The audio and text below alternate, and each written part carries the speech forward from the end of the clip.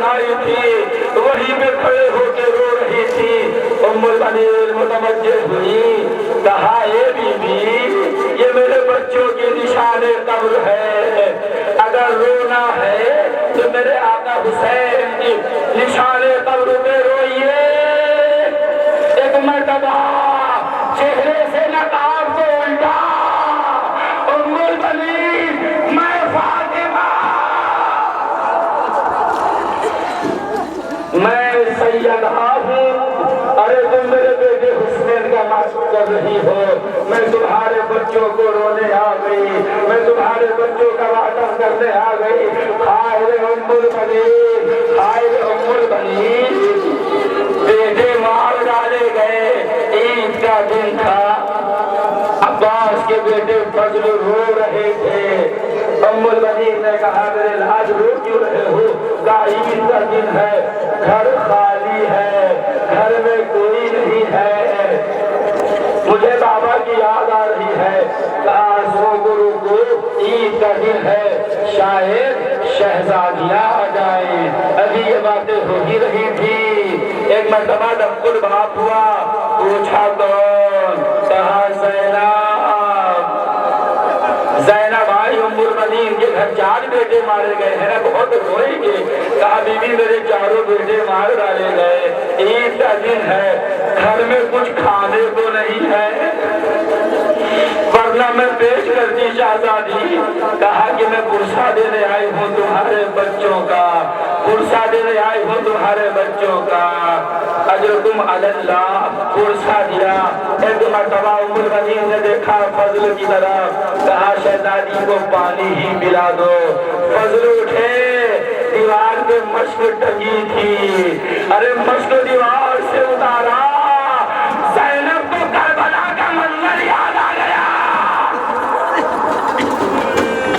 نہ سن سکے گے عزاداروں، زینب کو کربلا کا منظر یاد آ گیا۔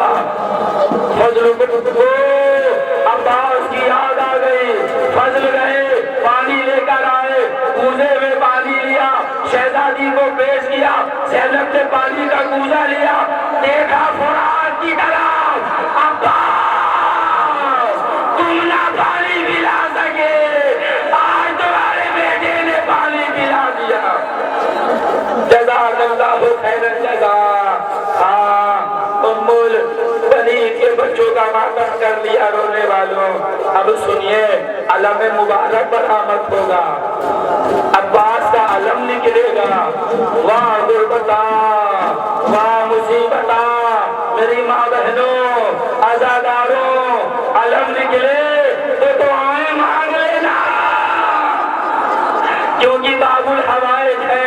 امام زمانہ کہتے ہیں جب میرے چچ عباس کا علم نکلتا ہے، ان کے مسائل پڑھے جاتے ہیں تو میں وہاں آتا ہوں، لوگوں کے قلوب سے واقف ہوں۔ اگر کسی کے دل میں نیک دعا ہوتی ہے تو میں داہنے ہاتھ کی انگلی سے بائیں ہاتھ کی ہتھیلی پلٹ کے فرشتے کو دکھا دیتا ہوں، یہ مومن مومنہ یہاں سے جانے نہ پائے کہ ان کی دعا قبول ہو جائے۔ باب الحوائج ہے عباس، حاجتوں کی پوری کرنے والے ہیں۔ کیوں ہے باب الحوائج؟ میں بھی آپ کو تھوڑی دیر میں بتا دوں گا۔ ابھی جب علم نکلے گا نا، اس میں چھوٹی سی مشق بندھی ہوگی، ایسا لگتا ہے کہ جیسے آج بھی کوئی چچا بھتیجی کو گود میں لیے ہے۔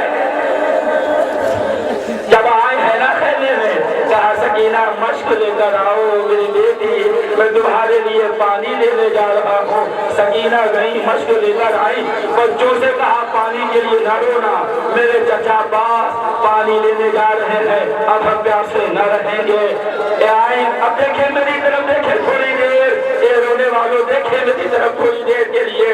34 برس کے چچا ہیں، 4 برس کی بھتیجی۔ چلیے تصورات کی دنیا میں کربلا چلے اور اس منظر کو نگاہوں سے دیکھیں۔ 34 برس کا طویل القامت چچا، 4 برس کی بھتیجی۔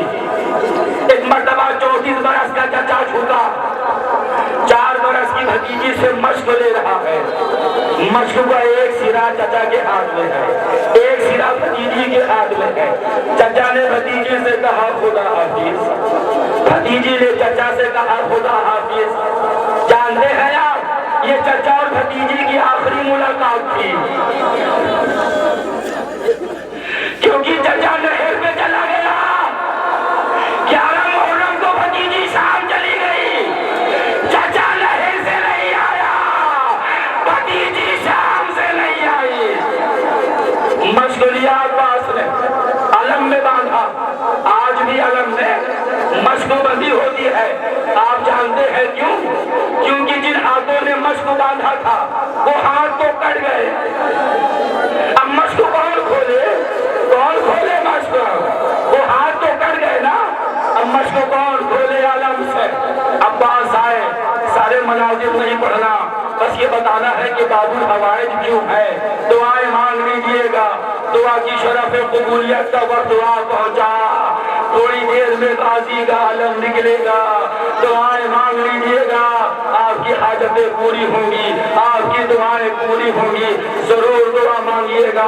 باب الحوائج کا علم نکلنے والا ہے۔ کیوں ہے باب الحوائج؟ میں بتا رہا ہوں آپ کو۔ چلے مشق بھر کے، بسر سعد نے کہا کہ پانی خیمے میں نہیں جانا چاہیے، ظالموں نے مولا عباس کو گھیر لیا، 5000 کمانیں تڑپتی تھی، 5000 تیر چلتے تھے، عباس مشق کو بچاتے تھے، تیر اپنے سینے پہ روکتے تھے۔ بہت روئیں گے اگر میں مسائل پہنچا لے گیا تو۔ دائنا ہاتھ کٹ گیا غازی کا، بایاں ہاتھ بھی کٹ گیا۔